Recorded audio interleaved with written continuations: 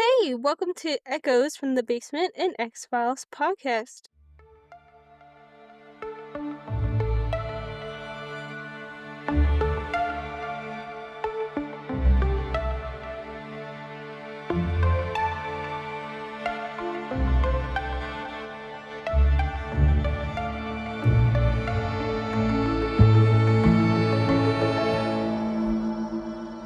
I'm your host, Alice, and each week I revisit a classic episode of The X-Files while sharing my take on the strange, mysterious adventures of Agent Scully and Mulder. And who knows, I might even make a believer out of you. Hey everyone, how's your summer going? What are your plans for the rest of this season? I think I'm just gonna be chilling. My husband and I have recently picked up a new hobby. It's fishing. It all started when I saw some people on the beach fishing and I said, I can do that. It's easy enough. It's not. We started out by getting some cheaper fishing poles and some bait and some hooks, but I didn't know that there's different knots for each hook and different bait you can use, and you can go to different places, and it's all kind of crazy and overwhelming. It's still really fun though. But I thought it was kind of just gonna be like Animal Crossing, where you put your fishing pole in the water, where there's some movement, then you reel it in, and then boom, you got a fish. But in IRL, it's really not that way. Like, you're kind of just sitting there waiting for the fish to bite, I guess. And even that, I don't really have a grasp on that either, but still having a lot of fun. And then I've also picked up crocheting as well. I'm sort of kind of good at it. I'm good when I'm watching a YouTube tutorial step by step how to do it, but I'm not good if I actually had to read a pattern. I'm not sure how to exactly read it. And I also have to look to like remind myself of how to do the different stitches. But overall, my summer has been all right. What's everybody else doing for the summer? Hope you guys got some good plans, going places, doing things. We're in episode 6, Shadows of the X-Files. We are in the HTG office, Industrial Tech, Philadelphia, PA. Let me say that again. It is HTG Industrial Tech. That is the name. We see a desk with some items on it. A woman is crying. We're like weeping and having a lot of sorrow. The camera pans to Howard Graves, the plaque that is on the desk. We then see that the woman is kind of picking up the office, chatting with another co-worker, the wall covered with photos of some man. We talk about how their boss just died. Now, trigger warning, he did unalive himself. So we assume that the man in the photos in this office belongs to Howard Graves. He is the boss of HTG Industrial Tech. The co-worker is trying to provide some comfort to the woman that's crying. It seems like the other woman knew the person, Howard Graves, deeply and is very saddened by his loss. The co-worker also gives the woman who's crying her paycheck. She is leaving soon. This is kind of like her 2-week pay. The woman starts to leave, the woman that was crying, when all of a sudden a plaque with a Benjamin Franklin saying on it moves super quickly, and she kind of notices it. Probably doesn't register in her mind, and she just kind of puts it back and leaves. Now, it's late at night. We're at an ATM. The woman from earlier is depositing her paycheck. Out of the blue, she's attacked by 2 men. They grab her from behind. She's kind of fighting for her life. And then she walks out. Then 2 teenagers walking in that same alleyway where the ATM is. They're just looking for somewhere to stay for the night. They're like, sweet, we can go up this fire escape and get into this building and we can just stay the night in there. As one of them is reaching up to kind of grab and pull down the fire escape, the man emerges. He's hanging upside down from the escape. The 2 teenagers run off. Flash forward to the Bethesda Naval Hospital, Maryland. We see a pair of feet walking. It's our favorite crime-fighting duo, Agent Scully and Mulder. They enter the morgue and see 2 unidentified bodies on the table. They have a sheet over them. We don't know who these 2 men are. There's also a man and woman there who are asking Mulder and Scully for their expertise. They're like, hey, we've seen you do some work with the X-Files. We're hoping we can get your opinion on this. Well, Mulder, of course, says, well, what happened? What happened to these guys that are on the table? The man and woman say, well, we can't tell you. The medical examiner unveils the body and is like, something strange is happening with these bodies. Their arms are twitching. Different body parts are twitching. These bodies are actually responding to electric charge. Scully says, that's gonna probably stop when the bodies cool down. It's fine. It's probably just like left over. The ME says, well, it's been 6 hours and the bodies still haven't cooled down yet. I think they said in the episode that they had like a temperature of 98 degrees, which would be a normal human being temperature. The medical examiner also explained, oh my gosh, I'm struggling. The medical examiner explains that their necks were crushed from the inside. So it's not if they were strangled, their necks were crushed by something. So, who killed these men? Mulder he's demanding more info on the case. The man and woman say no, and if you are asked about this case specifically, we expect you to deny it. No info can get out. You've never even seen us. We have never even talked. Mulder and Scully said, okay, that's, weird, but whatever, I guess. So Scully and Mulder, they're leaving the morgue. They're coming out. Scully says, Mulder, I know you lied to them. What's really going on? I saw it on your face. You're a bold-faced liar. What's happening? You know something, and you've seen something like this before. Scully also asks who the man and woman could be. Mulder suggests that they are CIA, NSA, or some other secretive organization. Mulder says it's not really important of who they are, but what did they have? Why did they call us of all people? They could have just called some other FBI agents, but they called us specifically. Mulder also explains that those bodies have residual electric charge and internal mutilation, as seen in other X-Files. This regards to the body switching, how their throats were crushed from the inside, not the outside, and of course, he's seen it in other X-Files. Scully and Mulder talk about the case some more. Mulder mentions psychokinetic manipulation. It's exactly like if you've seen the movie Carrie, what she has, she can control things with her mind. That was an awesome movie. A lot of crazy stuff goes on. I don't want to spoil it, but I would definitely recommend that, especially the original one. It's by Stephen King. Amazing movie. Scully says, well, how do we figure out who those guys are on the table? We never got their names. We never got any info. That man and woman from possibly the CIA are keeping all of this a secret. Mulder pulls out some glasses from his pocket, blows on them, and we can see 2 fingerprints of the dead guys. How clever is that? Who would have thought of something like that? Of course, Agent Mulder.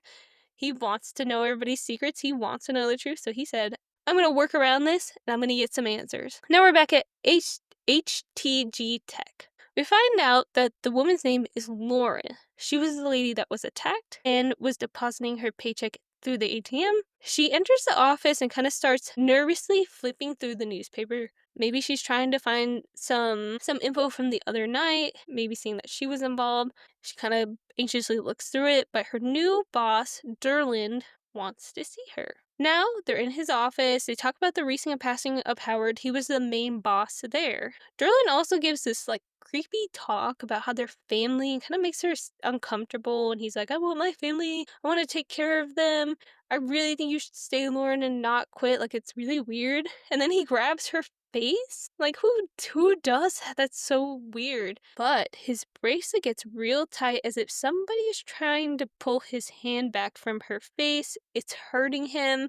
Sterling doesn't even know what's doing it. Lauren says, I'm gonna get the F out of here. This is weird. We're back at FBI HQ. Scully and Mulder are running the fingerprints through their database, and they find 2 men that are part of a terrorist extremist group. So they found the prints off the glasses, ran them through their database, found these 2 men. We're taken to Broad Street, Pennsylvania. This is where the guy was found in the fire escape. These are the 2 guys that are from the extremist group. Scully's kind of talking to the police officer that found them, but Mulder is looking around and spots the ATM machine. Well, with the ATM machine also comes with some video footage. Okay, we have the dead guy's name, and we also have him on tape. We also have Lauren on tape. So Scully and Mulder go through the tape. They find Lauren, the VHS tape, which is really weird to say that now because we don't have anything like that right now, but I actually still own some VHS tapes. I kind of wish I could still play them, but oh well, I guess they're just really fun to keep now. We don't even have, DVDs anymore. It's just everything's streaming. Okay, Scully and Molly go through the tapes. They find out it's Lauren. They get her name through banking records to the ATM. While they are also going over the footage, they print out the photo of Lauren and the guys. They see something in the background. It kind of looks like this swoop, as if something is moving too fast for the camera to pick up. Scully, as rational as she thinks, she says it's another person in the background. They just kind of moved too fast and the camera couldn't pick it up. Mulder says I'm not really too sure about that because of course it always has to be something paranormal or crazy with him. We're back at Lauren's home.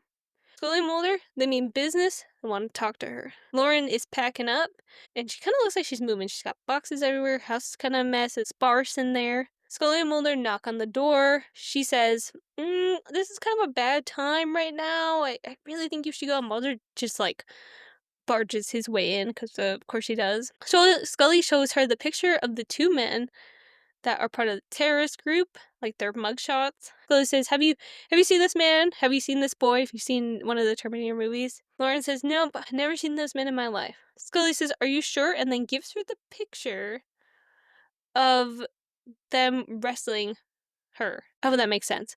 The picture of Lauren getting attacked. Scully says, I play 5D chess, big dome up here. What now? Mulder asks Lauren, what happened? These people were found dead, and do you know what this weird thing in the back is? This is Mulder talking to Lauren. Lauren says, I don't know, that looks like a shadow. I don't know what that is. Of course, we have to mention the title in the X-File. Scully and Mulder kind of pressure her to give some more info, and then give them a call.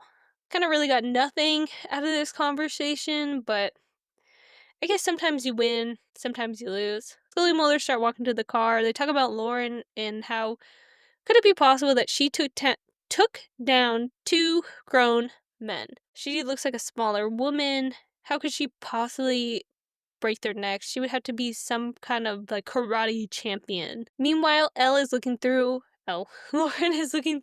her car window in her home while Scully and Mulder are getting into their car. The two agents get into their car and Mulder pulls it in reverse, and suddenly the gas is hit. It's not Mulder, his foot is not on it.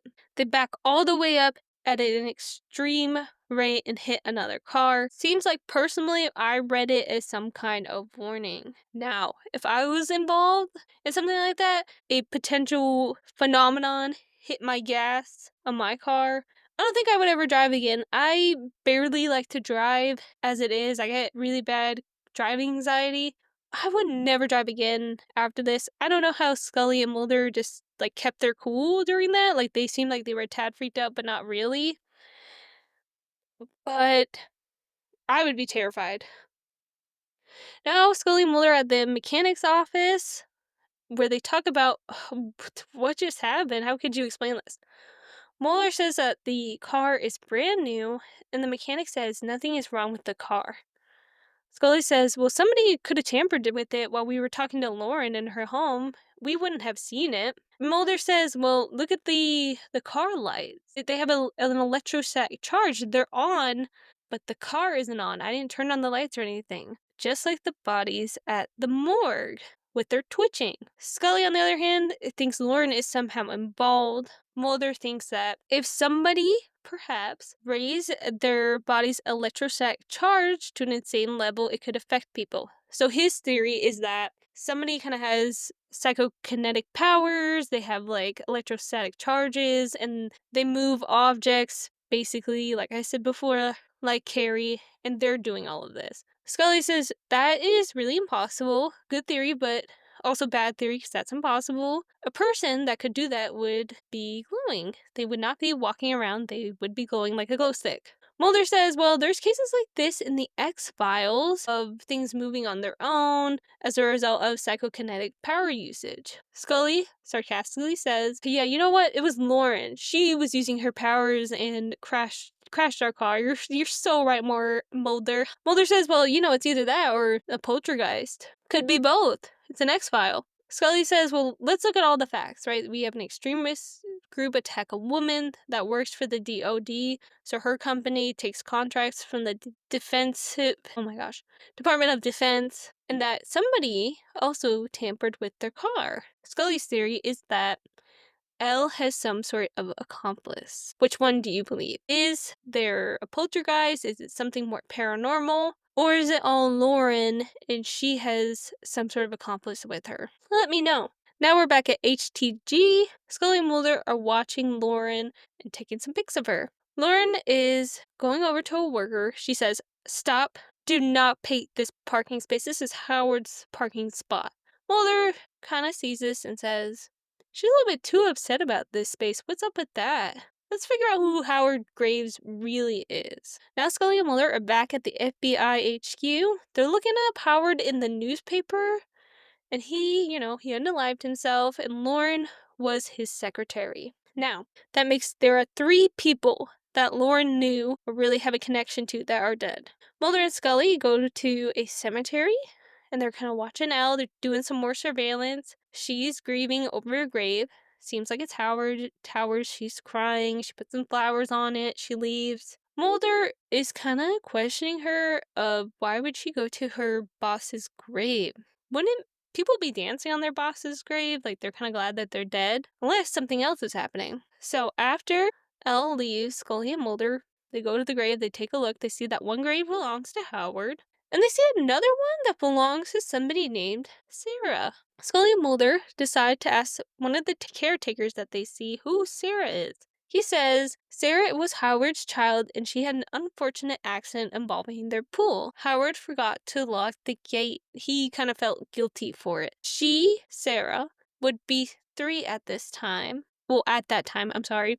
But she would be Lauren's age now. Now at FBI HQ, Mulder is in the Red Room developing the photos he had taken earlier. Has anybody ever been to a Red Room to develop photos? I haven't, but that seems super cool. I think we don't use them anymore, but I'm not really entirely sure. He took one that was at Lauren's home, and he kind of sees something. During this time, Scully's kind of typing her report, giving us some lore on Elle. She has no contact with her family, and she thinks that she is involved and has an accomplice somehow. So Scully thinks that Lauren is involved in something illegal involving the company, and that she has an accomplice. Mulder sees something in the photos, like I said earlier. He takes them to a tech, and Scully is also there. And they enlarge the photo on the computer. And what did they see? Howard standing behind Lauren in one of the photos. Scully says, he's still alive. Howard is still alive. That's Lauren's accomplice. It's Howard. Mulder says, no, I don't think that's right. That doesn't sit well with me. We're back at Lauren's home. She's sleeping with her windows open. I'm unsure why. I feel personally that is dangerous. Her cat's starting to snarl. She hears footsteps going up the stairs. My worst nightmare ever. She gets a weapon and heads towards the noise. I would not do that. She is very brave. Lauren hears no and stop as she approaches her bathroom. She says, that's Howard making those noises. In her bathroom, she slowly goes in, she pushes her shower curtain to the side, and she sees her tub is full of water and that a pool of blood starts to form in it, as if somebody was bleeding out. She realizes that this is Howard. Somebody killed Howard, and they're coming after her next. We're at the National Bureau of Medical Examiners. Scully and Mulder are talking about Howard. Scully says he's still alive. He faked his own death. Mulder says, no, that's extremely difficult. Only one person has done that, and it's Elvis. My question for everyone is, do you believe Elvis is still around? Do you buy theories that celebrities that are dead are actually still alive, like Tupac and Biggie? They just live somewhere else. It's all faked. Let me know in the comments. Scully says, I'm gonna prove Howard is alive, and you're gonna be wrong, Mulder. And him and Lauren were doing some illegal stuff together, and that's why those 2 CIA agents from before are interested in Lauren. Scully and Mulder speak with another examiner and says, no, Howard is dead, and his organs have been donated. She kind of is lifeless and monotoned. Scully reads Howard's autopsy report and says he died from a hemorrhage, a severe loss of blood. Personally, I think what was happening in that bathroom in Lauren's home was that Howard was kind of replaying his death for Lauren. We could see the blood loss, we could see the tub being filled, stuff like that. Scully says, you need to do some more tests. The medical examiner says, we only do that when we think it's a homicide. We think Howard, took his life into his own hands. Well, Scully asks, well, who identified the body? The medical examiner says he was identified by Lauren. Here's the problem, though. Graves, aka Howard, that's his last name, was cremated. They can't get his DNA. Scully and Mulder actually have to track down his organs to prove Scully's theory that Howard is still alive. To do this, they go to the University of Pennsylvania, where they talk to a doctor, and he said Howard's pieces have been donated. They can test his membrane of his spinal column, and they can get back to Scully and Mulder. And this is just all to confirm that it's Howard and his identity and if he's alive or not. We're back at HTG. Lauren is going into work. There's a party going on. A coworker gives Lauren her last check because she's leaving. She's got this awesome vest on that looks like stitching. I'm not sure why we don't wear those vests anymore, but I thought it was awesome. I kind of want 80s fashion to come back, like the good part of it. Anyway, I digress. She starts to pack up her desk. Lauren goes into Howard's office. It's sad. It's empty. All of a sudden, her creepy boss, Derlin, shuts the door, and he's like, "Where's my goodbye at? You're not gonna say goodbye to me?" He also says, "Howard told you something that needs to stay a secret. If you tell, I'm gonna pin it on you." Lauren says, "You'll do what you did to me, what you did to Howard. I know you killed him," which is a badass move. I wouldn't do that, but you know what? Go off. Lauren calls Mulder, and she said, "You gotta meet me at my house right now. I got some info." Meanwhile, Scully and Mulder are getting the lab results of Howard's DNA, and it is Howard. He is indeed dead. We're back at Lauren's house. She's packing up her stuff. She's getting ready to go. When a man and woman pull up in leather jackets, you know they mean business, and they're the villains. They knock on the door. Lauren probably thinks it's Scully and Mulder. Lauren tries to answer the door, but it locks itself, and she can't unlock it. She's trying, she's pulling, she's trying to get it open, can't. When she finally does, a chair moves in front of it. So now she really can't open the door. Something is trying to get her to not open that door. But the man and woman burst in. I'm pretty sure they are assassins. The man says, "Get the tub ready."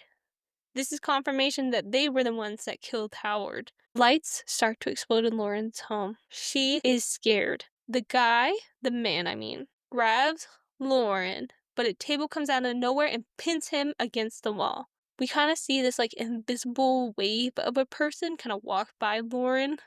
I think it's a ghost. He kills the lady, the ghost, by strangling her. When the man escapes the table, he starts to get beat up by the ghost. Scully and Mulder come in and see the man levitating and being choked. Mulder is shocked. My question is, how is Scully gonna explain this? Also, how did Mulder keep his cool during that? I would be terrified. That's just me. Maybe Mulder has seen a lot of things. Now we're at the local police department. Scully and Mulder are talking to Lauren. They're like, "Girl, what happened? What did we see? Who were those people?" Mulder shows Lauren a photo from before and says, "Do you know who is in this photo?" It's a picture of her with Howard in the back. The man and woman from the CIA are back. They were with the ones from the morgue. They tell Scully and Mulder that you guys messed up our case. What the heck? Mulder said, you messed up. This is X-Files related now. Scully says, you guys were holding on to this info earlier. Two wrongs basically don't make a right. Neither of you guys shared any information. The CIA agents give up some info. They said that HTG was selling weapons to a terrorist group, and they think Elle is involved. Scully and Mulder are like, no, she's not. You're wrong. End of story. One of the CIA agents, a man in particular, says, I'm going to talk to her. I'm going to make her talk. Mulder warns him, don't be rough with her, because we all know what happens when somebody tries to rough up Lauren. The agents talk to Lauren, say it's a waste of time. Scully and Mulder go in there, they talk to Lauren, she doesn't want to talk. She tries to leave. Mulder brings up that Howard is really like her guardian angel, that he believes her. Mulder believes that she's kind of being haunted by Howard, Well, this gives them an opening. Lauren talks about how she was Howard's secretary and how they talked. One day she went into his office and he was crying because the company was going under. And he felt personally responsible for every employee losing their job. They were losing their contracts with the DoD. Their new boss, Derlin, is going to save the company. He's going to sell to extremist groups that will pay any price for the parts that the company creates. Howard was crying because one of his parts were used in a terror attack that blew up a Navy ship and people died. Lauren thinks that Derling killed Howard because he was gonna tell the information to the police. But on the other hand, she wants Howard to be her guardian angel, but she also wants all of this to go away. She said, "I'm done with Howard protecting me." Scully empathizes with Lauren and says, "You have to share Howard's story. You need to help him finish up his work. The reason why he keeps doing all this is because he has unfinished business. Let us help you." Lauren leaves. Mulder is like, "What the hell, Scully? You don't even believe in ghosts. Why are you telling Lauren that she has this guardian angel and the ghost is helping her?" But Scully says, "I want to solve this case, so I'm going to use that to our advantage." Which I get, but I think it's really mean. Mulder, on the other hand, says, "We have a chance to witness a ghost." Scully says, "Actually, we have a chance to solve a case." Seems like Mulder and Scully are on two different sides, like all the time. Mulder has a theory, but Scully always makes him work for it, essentially, to prove it. We're back at HTG. There are a bunch of people looking for evidence in the building, but they're looking for parts, they're looking for documents that link the company to the extremist groups. Lauren and Scully go into Derlin's office. They're looking around some more. Basically, all the agents find nothing. Lauren even takes a picture from Derlin's wall. She rips it. She's just looking for evidence. Well, guess what happens? Derlin and Lauren fight while Mulder is there. She brings up the terror attacks, that event. Derlin says, "I don't know what you're talking about." And then all of a sudden, a knife is involved, and they're really fighting. But the lights start to explode. There are papers thrown everywhere. It's almost as if it's a big tornado. The door shuts and locks. Scully cannot get in. Derlin is pushed up against the wall. The knife is pointed at him by an invisible foe. Lauren says, "Don't kill him. Just tell us where the evidence is. We know it's Howard. He is the one that has a knife in the hand." The knife turns from Derlin, flies across the room in the paper tornado, and gets stuck in some wallpaper. X marks the spot. There's where the evidence is, and Howard just told us. Everything stops. Papers all over the floor. It's all gone back to normal. Derlin is alive, and they find a floppy disk that was underneath the wallpaper, having all the evidence they need to convict Derlin. Also, do you guys remember the floppy disk? That really wasn't my time, but I know what it is. It just seems really weird that that was the highest technology at that point, and then it only just kind of like went up from there. Anyway, Derlin is arrested, and Howard's spirit is now at rest. Lauren moves on with her life. She's like, "I'm done here. We're done." Scully and Mulder get in their car, and they actually talk about seeing the Liberty Bell. Personally, I have never seen the Liberty Bell. Have you guys? What does it look like? Oh, I know it's a bell. There's a crack in it.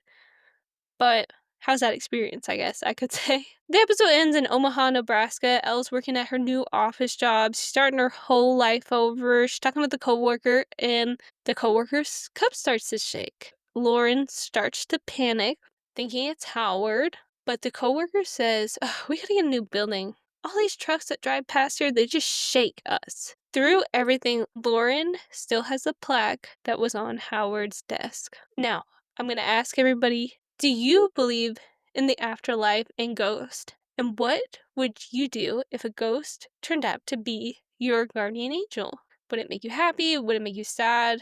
Would you be scared? Let me know in the comments below. My opinion on the show, or really episode, is I kind of felt sad for Lauren. She seemed to look up to Howard as if that was her own father, and he was just brutally murdered.